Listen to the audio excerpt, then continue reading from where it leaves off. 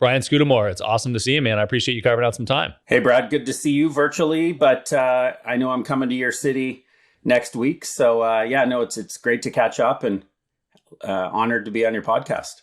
Yeah, it's great, man. So let's jump into a little background. It's been a few years, but I met you through Cameron Herald ultimately, and you guys go way back. Mhm. But well before I knew either of you, I knew 1-800-GOT-JUNK. Mhm. Because I saw the trucks throughout my life everywhere. Growing up in Ann Arbor, Michigan, far removed from where you were. Mhm. And you founded that and grew that to great scale. So can you give me a little backdrop on that and how you got started there? Yeah, I was one course short of graduating from high school and was looking for a way to pay for college. I happened to have been in, coincidentally, in a McDonald's drive-through of all places, and I see this beat-up old pickup truck in front of me with plywood sides built up on the truck. It said Mark's Hauling on the side, and I just looked at that truck and I'm like, that's my way to pay for college. I bought a pickup truck, started hauling junk a week later. My company was called the Rubbish Boys. Hmm. And ironically, what funded my college education inspired me to drop out. I was simply learning much more running a business than I was studying in business school and made the bold decision to leave. I sat down with my father, who's a liver transplant surgeon, and said, Dad, I'm quitting school, man. This is not for me. I'm learning more doing this versus studying. And he didn't think it was a great idea, but certainly is on board with the decision today. Hold on. So you left high school before you finished. I was one course short of graduation from high school. I then found this business to pay for college, and I had to talk my way into college. So I Oh, remember got it. three conversations with the admissions office, and I'm like, I know I don't have a high school diploma, but I don't need one. I can do this. And I guess persistence paid off, and they let me in. But again, ironically, I didn't complete. I've done 14 schools from kindergarten through to college. My only diploma, true story, not trying to be funny, is I only have a kindergarten diploma. I do not have high school. I do not have college. True entrepreneur that was better learning on the streets versus studying in school. I have so many questions about that. I do want to get to business, but I think this is super relevant. So, A, you have kids, yes? I've got three. I just dropped If one off at college across the country yesterday. Not would easy, you, but well, any of your kids, if they were in high school with one class left to graduate, would you encourage them to drop out and pursue business? I don't know if I would encourage them to, I don't think I'd push them into dropout, but I'd push them into what's their passion, what's your plan, why. If I look back at myself at 18, sitting down with my father, I think I had a good plan and good reasons. So if I was my dad, I would have supported and encouraged Brian's decisions, if you will. I love it. And I've never asked my kids what they want to be when they grow up. I've never suggested what university I thought my 17-year-old should go to. I didn't help her apply. I didn't do anything. I want them to learn on their own and be bought in to their own decisions. And I think it's the commitment that really matters. Commit to a path. I committed to dropping out and adding trucks. The second I dropped out of school, the first thing I did out of university was I went and added a second truck to show my dad that, listen, I'm serious here about growing this. Added a truck the next year, the next year, the next year. Today we've got 2,000 or more vehicles across Canada with 1-800-GOT-JUNK. We've got Wow One Day Painting, our second brand, which is painting people's homes in a day. And we've got Shack Shine, windows, gutters, power washing, and Christmas lights. So that whole concept of just, I'm going to do this, I'm going to show my father, I'm going to show myself that I'm committed to the right path. These overnight success stories sure take a long time, but we did it. So, since you jumped to the brands and the number of trucks, where did 1-800-JUNK go in terms of revenue and headcount? Mm-hmm. Took me 8 years to get to $1 million in revenue, which is sort of, as an entrepreneur, a young entrepreneur, we often set that as the first benchmark. Mm-hmm. And 8 years to get there was a long time. Our Yes. franchise owners, our first franchise owner, Paul Guy in Toronto, who does over 100 million in revenue today, he did $1 million in his first full calendar year. So way faster than I ever did. But it was because we had systems, our franchise program to say, Paul, follow this recipe. And the recipe was young and not completely proven after the 10 years that I created it. But he helped make it better and help shape it for others who would come. It's interesting. I was part of an organization which many of your audience members might be a part of or have heard of, the Young President Organization.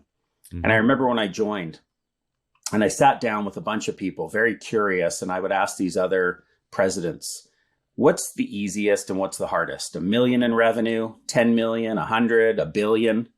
And all of them, without doubt, surprised me in the answer. And they said $1 billion is the easiest, $1 million is the hardest. I was like, why is that? Well, the first $1 million, you're trying to figure out the bottom line, the profit model, the business model, the customer model. There's so much to create and understand and lots of mistakes to be made. Once you start to get bigger, 10 million's easier, 100 million's even easier. You build a team. If I look at us on the road to $1 billion across all three of our brands, we're about 600 million in 1-800-GOT-JUNK as the biggest brand. We've got a team in place where I am so disconnected from the day to day, partially by choice, partially by focusing in my sweet spot of where I excel. And it's become big, and we've got a great team, and you trust smart people to execute for you. So it's interesting that it does get easier. I love that. Okay, so let me back up to college. Why did you go to college? If you dropped out and said, hey, I've got one class left, but I know what I want to do. I want to move shit in a truck. Yeah. Why was the next step to do college at all versus just continuing on that path and building it out from there while you were learning? I think it was what you had to do. I look at my kids and I look at my teenagers who are, one's in college now, one's talking about college. It's what all their friends talk about. And what did my friends talk about? What university are we going to go to? And it's just what you did. I didn't know different. And so my father, as a liver transplant surgeon, did a lot of school. It's just how I grew up, that you save your Christmas gift money for university. Even though that's not really what I did, that's what I was told to do.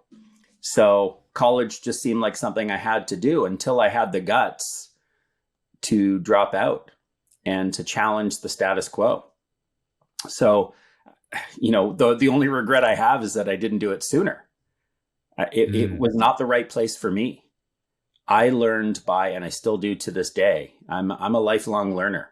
I learned by conversations like this, by talking to people, by we talked about Roy H. Williams, the Wizard of Ads, who I'll be meeting with next week, who's co-author of our books. I learned so much from him as a mentor in marketing every time I see him. So to me, getting out and learning wasn't through school. It was through people, through the streets, through mistakes, failure. So social construct. You felt like you had a social obligation to do the college thing. That's all it was. That's all it was. Yeah. Which is why, I say to my kids, or say to myself, I don't ask my kids, are you going to go to college? What college will you go to? I don't want to put that pressure on them. They've already got enough societal pressure. I want them to figure out what their path is themselves. I'll encourage, I'll cheerlead, I'll help guide and answer questions, but I'm not the one bringing it up. And right or wrong, it's worked for our family.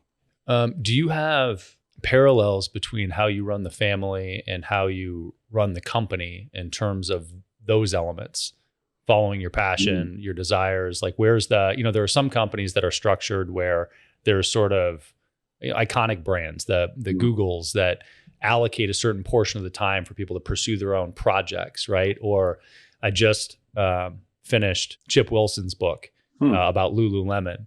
And he had this huge drive in the beginning to help people develop as humans, right? And follow their own passion as humans, whether it was inside or outside of the company ultimately. So you talk about your family and not forcing them into frame. How do you think about that from an operational structure perspective inside of 1-800-GOT-JUNK and the other brands versus, being good humans and doing what you want to do for your own life?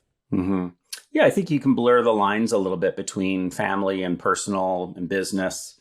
And it's funny you bring up Chip Wilson. I talked to him last week. He's a local Vancouver entrepreneur, probably the most successful we've had in this city.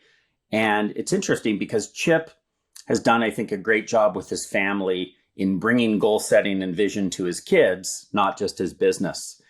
And so I think I've done a bit of bring some systems that you would have traditionally in the home to, in the home to our business. So a daily huddle. We have a daily stand up, or virtual now with the way the world's changed, 7-minute daily huddle. The entire company, we're all on Zoom, people asking questions, people sharing key numbers, missing systems, where we're stuck. It would be like the dinner table, 6 p.m. traditional dinner of, hey, honey, how was your day? What'd you learn? What kind of challenges? And we do that as a company. 7 minutes a day, we gather and we talk. And so goal setting is a big thing that we ask people in our company. What are your 101 life goals? What are your goals and dreams that this business has nothing to do with, but could possibly help you achieve? And you'll get someone who says, one of my goals is to see a Super Bowl game. Great. We happen to have a business in the city that's hosting the Super Bowl this year. Let's see if we can try and figure out how you could use the business to go do a field visit with one of our franchise owners and go to the game. So we want to cheerlead people on in life with what are the goals that they want that will make a difference for them. We had a guy, Jeff Gontovanik, who started in our trucks in London, Ontario, 15, almost 20 years ago. And this week he opened up his first business for himself with 1-800-GOT-JUNK. He always wanted to be an owner. And that was a goal, start my own business. And we helped make that dream. He made it happen, but we had a bit of a vehicle to help him. Love seeing our people's dreams come true. And in the same way that Chip Wilson wants to make a difference in the world through athletic yoga wear, it's us doing it through junk removal, house painting, window washing. We're changing people's lives for real. Yeah, that's great. So from let me back into some of the nuts and bolts of 1-800-GOT-JUNK and try to pull that into practical application. So sounds like a franchise model, and I know some of the basics, but how did it start as a franchise, or how did you get going? When you say 0 to $1 million took 8 years and was the toughest, was it different then? And what was the pivotal point there? Yeah, it's a great question, and one of my favorite ones. How did it become a franchise? I read a book by Michael Gerber called The E-Myth. And the E-Myth is the entrepreneurial myth. Many of your audience members would have read it. If they haven't, please go out and buy it. I don't get a cut on Michael's book, but it's the most impactful book I've ever read in my life. I read it twice in one sitting. And what Michael says, and Michael's become hold on. You seriously read it front to back twice without getting up? I'm not a reader. So I read this book and I was just like, this is unbelievable. I could see how my business needed to shift and change step by step from that book, that I had to read it again and then start marking up the book. I was on a beach. I remember I was on a beach reading this thing and I just didn't get up for hours and read this. It's a little book, but it's fantastic. So Michael Gerber says, and I have adopted this philosophy, people don't fail, systems do. We blame people in our businesses all the time for effing up, for making mistakes. It's not the person. There was a missing system to blame. Why didn't we have a step-by-step process that would set that person up for success? Think McDonald's. You know that those fries, it's not up for debate. How long do you cook them, for a minute or 3 minutes? It's like a certain amount of seconds. You press a button, the buzzer goes.